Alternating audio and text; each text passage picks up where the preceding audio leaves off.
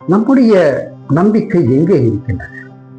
நம்முடைய பேங்க் பேலன்ஸ்ல இருக்கா, இல்ல நம்முடைய வெல்த்ல இருக்கா, இல்ல நம்முடைய சொத்து பத்து நம்மை சுத்தி இருக்கிற மக்கள் மீது இருக்கின்றதா?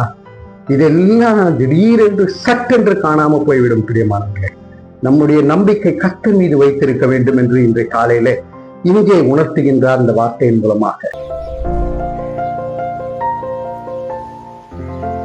கிறிஸ்துவுக்கு மிகவும் பிரியமானவர்களே, நம்முடைய நம்பிக்கை யார் மீது இருக்கின்றது, எதன் மீது இருக்கின்றது?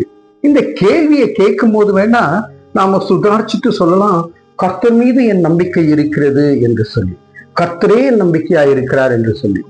பாருங்க, சங்கீதக்காரன் தாவீது 20வது சங்கீதத்தின் 7வது வசனத்திலே சொல்லுகிறார், சிலர் ரதங்களை குறித்தும் சிலர் குதிரைகளை குறித்தும் மேன்மை பாராட்டுகிறார்கள், நாங்களோ எங்கள் தேவனாகிய கர்த்தருடைய நாமத்தை குறித்தே மேன்மை பாராட்டுவோம்.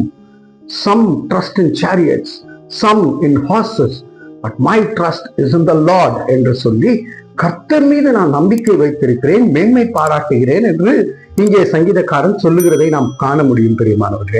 பிரியமானவர்களே, இந்த சங்கீதக்காரன் வாழ்ந்த காலத்திலே வெற்றி பெற வேண்டும் என்றால் ரதங்கள் தேவை, குதிரைகள் தேவை.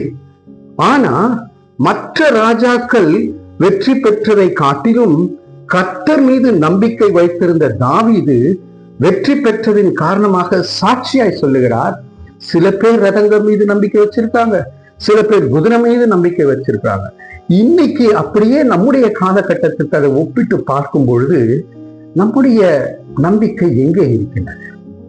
நம்முடைய பேங்க் பேலன்ஸ்ல இருக்கா, இல்ல நம்முடைய வெல்த்ல இருக்கா, இல்ல நம்முடைய சொத்து பத்து நம்மை சுத்தி இருக்கிற மக்கள் மீது இருக்கின்றதா?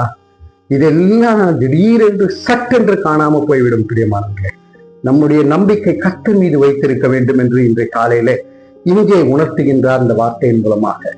விடுதலை அப்பொழுதுதான் நமக்கு கிடைக்கும். விடுதலையின் விண்ணப்பத்திலே கர்த்தர் மீது நான் நம்பிக்கை வைத்திருக்கிறேன், அவருடைய நாமத்தை குறித்தே நான் கூட சொல்லல, நாங்கள் தானும் தன் வீட்டாரும் மேன்மை பாராட்டுகிறார்கள் என்று சொல்லுகிறார். அப்படி அவருடைய நாமம் பலத்த கோட்டையாய் இருக்கிறது, அவருடைய நாமம் வெற்றியின் சிகரமாய் இருக்கின்றது. அவருடைய நாமத்தின் மீது நம்பிக்கை வைத்து இயேசு என்னும் நாமமே என்று சொல்லி பாடி துதித்து வெற்றிகளை குவித்து சந்தோஷமாய் விடுதலையோடு வாழ கர்த்தர் நம்மை ஆசீர்வதிப்பாராக. கரைகளை தாழ்த்தி தேவனை நோக்கி பார்ப்போம். அன்பின் பரலோக பிதாவே, இன்றைக்கு எங்களுடைய நம்பிக்கை உங்களுடைய நாமத்தின் மீது இருக்கிறது கர்த்தாவே. உங்களுடைய நாமத்தை நம்பி வந்தவர்கள் என்றும் தோற்றதில்லை. ஜெயக்கோட்டைக்குள்ளாக கடந்து செல்ல இயேசுவின் மூலம் ஜெபிக்கிறோம் நல்ல பிதாவே. ஆமேன், ஆமேன்.